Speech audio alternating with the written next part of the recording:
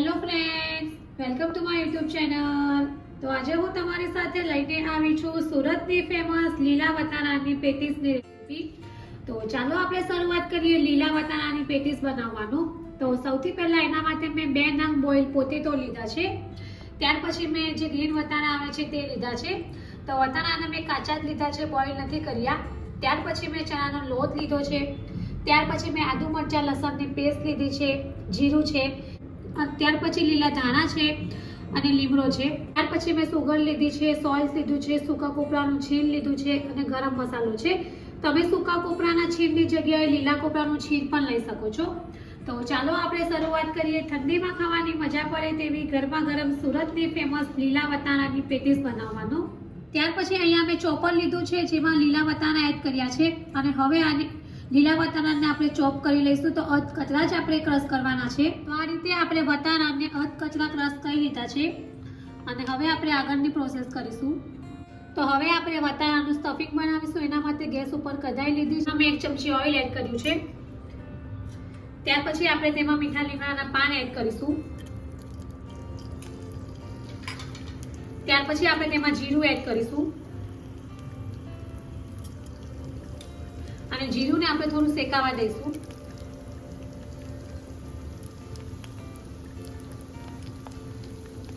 ત્યાર પછી અહીંયા મેં આદુ મરચાં અને લસણની પેસ્ટ લીધી છે, એ આપણે એડ કરીશું અને હવે 1 મિનિટ માટે આપણે એને સાંતળી લઈશું।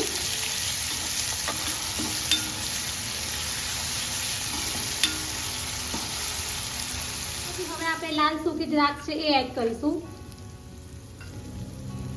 ત્યાર પછી અહીંયા આપણે સુગર છે, ગરમ મસાલો છે, સૂકા કોપરાનું છીણ છે અને સોલ્ટ છે એ એડ કરીશું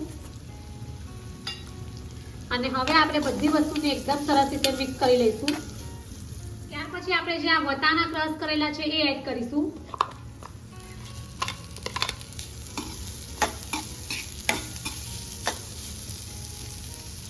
ત્યાર પછી અહીંયા મેં લીલી વરિયાળી લીધી છે અને સફેદ તલ લીધા છે, એ આપણે એડ કરીશું।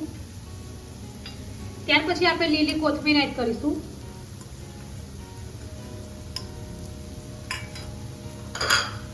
ત્યાર પછી હવે આપણે થોડો લીંબુનો રસ એડ કરીશું અને હવે લગભગ આપણે 3 થી 4 મિનિટ માટે એને એકદમ સરસ રીતે કૂક કરી લઈશું। વટાણા આપણે કાચા લીધા છે એટલા માટે આપણે એને થોડા કૂક કરવા પડશે। તો આપણો જે પેટીસ માટેનો મસાલો છે એ રેડી થઈ ગયો છે અને હવે આપણે ગેસ ઓફ કરી દઈશું અને મસાલાને થોડો ઠંડો કરવા દઈશું। તો હવે આપણે આ જે સ્ટફિંગ માટેનું મિશ્રણ છે એમાંથી આ રીતે નાના બોલ્સ બનાવી લઈશું।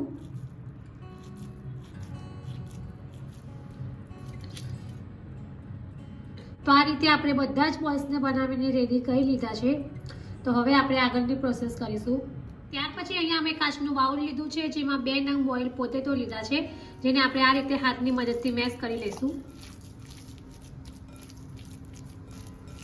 તો આપણા જે પોટેટો છે તે એકદમ સરસ રીતે મેશ થઈ ગયા છે। ત્યાર પછી હવે આપણે તેમાં 2 ચમચી ચણાનો લોટ એડ કરીશું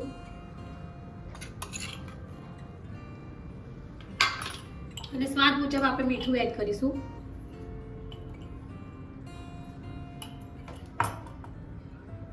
અને આ રીતે આપણે મિક્સ કરી લઈશું।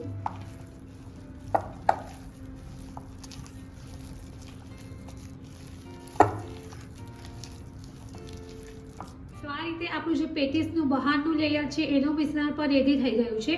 ત્યાર પછી હવે આપણે આગળ પેટીસ બનાવીશું। ત્યાર પછી હવે આપણે આગળ જે આ પોટેટોનું મિશ્રણ બનાવ્યું હતું એમાંથી આ રીતે થોડું મિશ્રણ હાથમાં લઈશું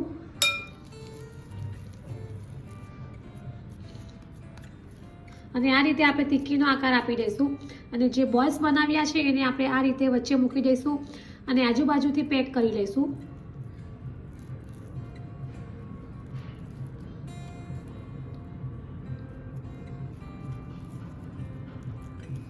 તો આ રીતે આપણે પેટીસને બનાવીને રેડી કરી લીધી છે।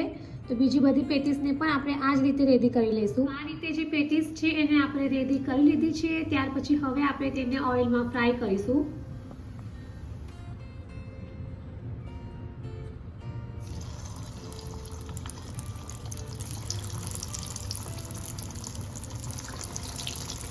મીડિયમ ગેસ પર આપણે એને ગોલ્ડન બ્રાઉન રંગની ફ્રાય કરીશું।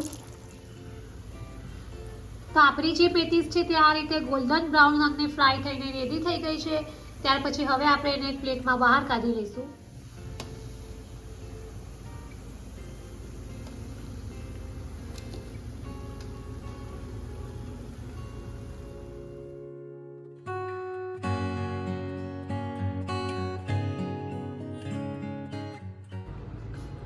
તો રેડી છે આપણે સુરતની ફેમસ લીલા વટાણાની પેટીસ, જેને મેં ગ્રીન ચટણી સાથે સર્વ કરી છે. તમે ટોમેટો કેચઅપ કે ગોળ આમલીની ચટણી સાથે પણ સર્વ કરી શકો છો. તો ફ્રેન્ડ્સ, જો તમે આ રીતે લીલા વટાણાની પેટીસ ક્યારેય ટ્રાય ન કરી હોય તો એકવાર જરૂરથી ટ્રાય કરજો અને કમેન્ટ બોક્સમાં મને જણાવજો કે તમને મારી આ રેસીપી કેવી લાગી છે. જો તમને મારી આ લીલા વટાણાની પેટીસની રેસીપી પસંદ આવી હોય તો મારી ચેનલને લાઈક અને શેર જરૂરથી કરજો અને આવી જ બીજી નવી નવી રેસીપીઓ જાણવા માટે મારી ચેનલને સબસ્ક્રાઈબ કરવાનું ભૂલતા નહીં. તો ફરી પાછા આવા નવા વિડીયો સાથે મળીશું. ત્યાં સુધી bye bye and thank you for watching my video.